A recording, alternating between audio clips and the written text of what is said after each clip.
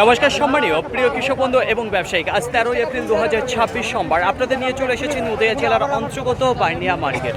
আপনাদের বিনোদনের জন্য জানিয়ে দেবো আজকে মার্কেটে পেঁয়াজের আমদানি দেখা যাচ্ছে, যেখানে 450 থেকে 500 বস্তা রয়েছে। বিক্রির গতিধারার যদি কথা বলি তাহলে আজকে মোটামুটি দেখা দিয়েছে যে রয়েছে মার্কেটে যত পেঁয়াজ ছিল সব ক্লিয়ার হয়নি, এখনও বেশ কিছু পেঁয়াজ দাঁড়িয়ে রয়েছে। তবে একটা কথাই বলবো, চারার পেঁয়াজ যেগুলো রয়েছে সেগুলো বিক্রি কম রয়েছে, চাহিদা কম রয়েছে, সেটাই দাঁড়িয়ে রয়েছে। বোনা পেঁয়াজ যত এসেছিল সব কিন্তু ক্লিয়ার হয়ে গেছে, কোনো পেঁয়াজ দাঁড়ায়নি। তো এই যে চারা পেঁয়াজ এগুলো আশা করা আছে ক্লিয়ার হয়ে যাবে। বোনা পেঁয়াজ যে বাজার রয়েছে তার বলবো চারার পেঁয়াজের বাজার দেখা যাচ্ছে একটু কমতি রয়েছে, যেখানে 5 টাকা থেকে শুরু করে 6 টাকা 7 টাকা কিছু 8 টাকা পর্যন্ত গেছে, যে একেবারে ভালো মানের যেগুলো রয়েছে চারার পেঁয়াজ।